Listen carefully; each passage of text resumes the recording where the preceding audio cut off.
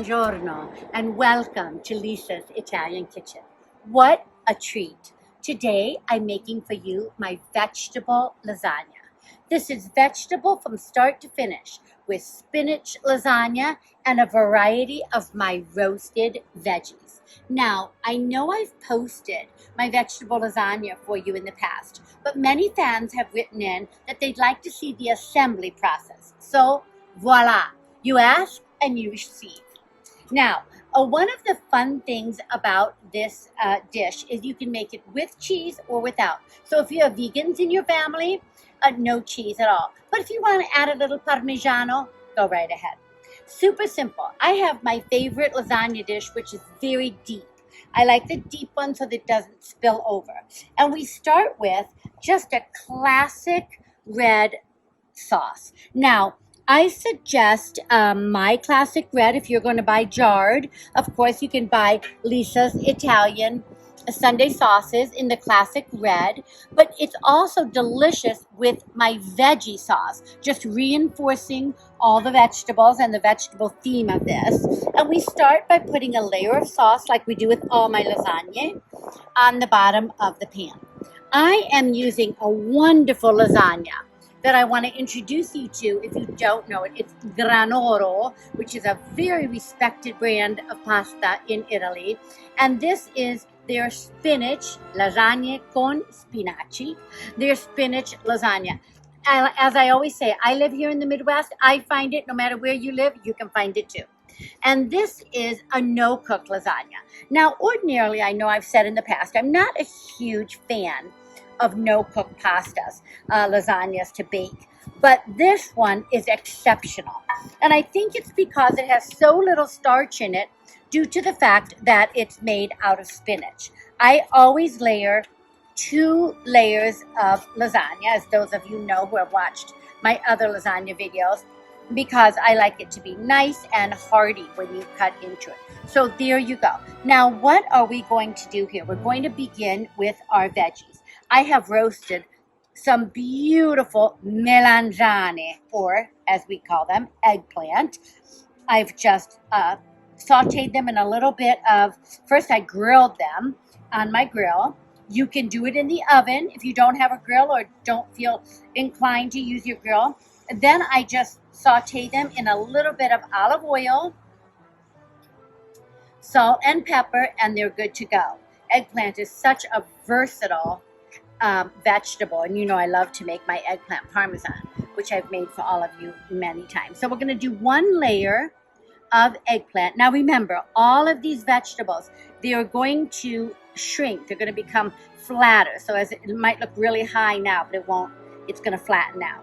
So here's a layer of our eggplant, so delicious, followed by a layer of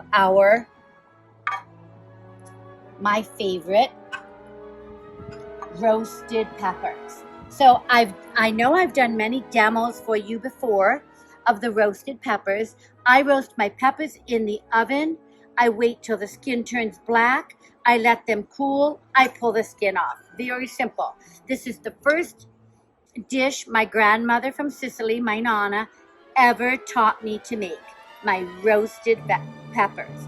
Now, some of you have asked me, can we do this on the grill? Absolutely. You can even do it on your stovetop. Maybe you live in an apartment in an urban area, New York, Chicago, and you have a small apartment, you don't have a grill, and you want to do it on your stovetop. Sure, just turn them. I've done that before in Italy, in the United States. Just turn them on your stovetop, no problem. So now we've got our tomato sauce. We've got our spinach lasagna, our beautiful grilled eggplant, melanzane. On top, our roasted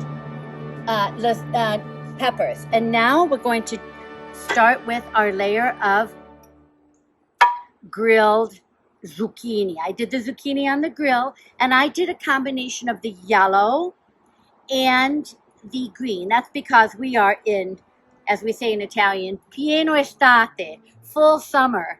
And we have just an abundance of this beautiful zucchini, both the yellow and the green.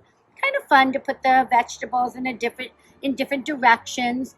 when you cut this dish, it's going to be so beautiful to see all the veggies. And look at these beautiful bright colors that we have here. I'm going to put a couple down here so that everybody gets a vegetable. Look at that. Now, you may be thinking, what's going to bind this dish? Since there is no cheese, we need something to bind. Well, when I was designing this dish, I came up with something really fun. As all of you know, I'm a huge fan of Italian flavored breadcrumbs. So what I do is I take my Italian breadcrumbs, so they regular breadcrumbs flavored with Italian parsley, salt and pepper, little garlic powder, and I added olive oil to make this lovely paste. So what we're going to do is we put a layer of this on the veggies.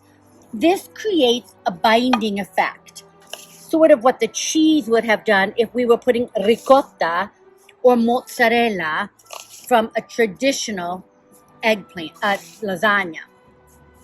Instead, this creates a lovely binding, plus it gives a little bit of a crunch and a wonderful flavor. And look at that, I just spread my breadcrumbs that are coated with olive oil, made a beautiful paste.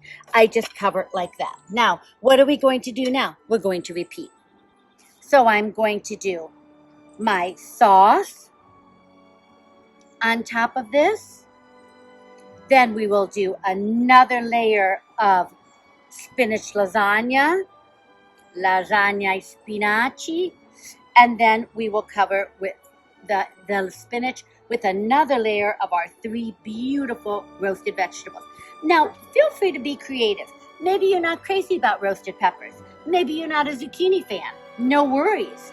Do something else. I use the eggplant. You could always do something like a escarola, a bietola. You could do spinach if you really like spinach. Bietola is what we call Swiss chard, very popular in Italy. So feel free to experiment with any vegetable you want. The point of this is just to have a really wonderful, lovely selection of vegetables, but also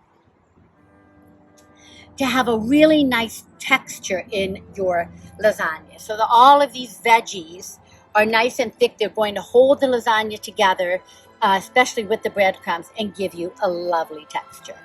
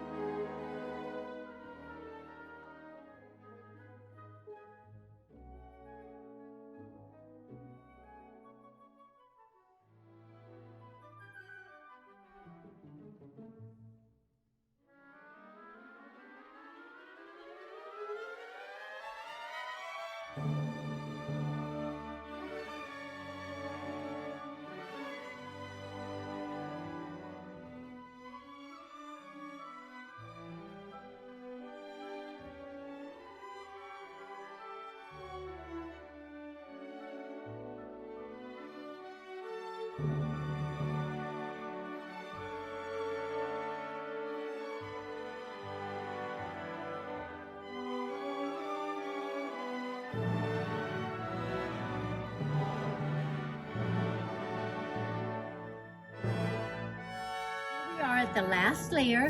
We're just going to put tomato sauce on top of our last layer of spinach lasagne.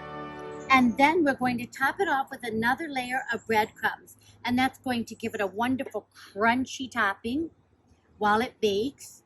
You know, this is very full. I like to make my lasagna very full. So you might want to bake it on a cookie sheet just to be safe that you don't dirty your oven. So here we go. Look at that deliciousness. All of these wonderful veggies, they're going to bake down. So it's going to decrease in height. They're going to bake down.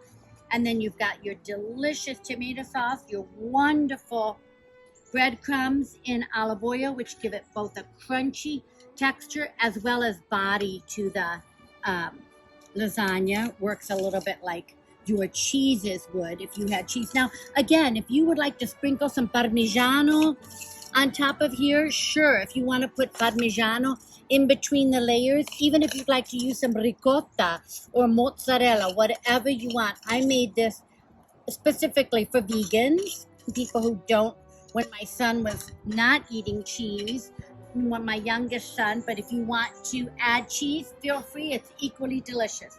Look at that beauty and look at those layers of vegetables, spinach lasagna, and breadcrumbs and olive oil. Now all we do is take it to the oven, bake, and delicioso. What a treat.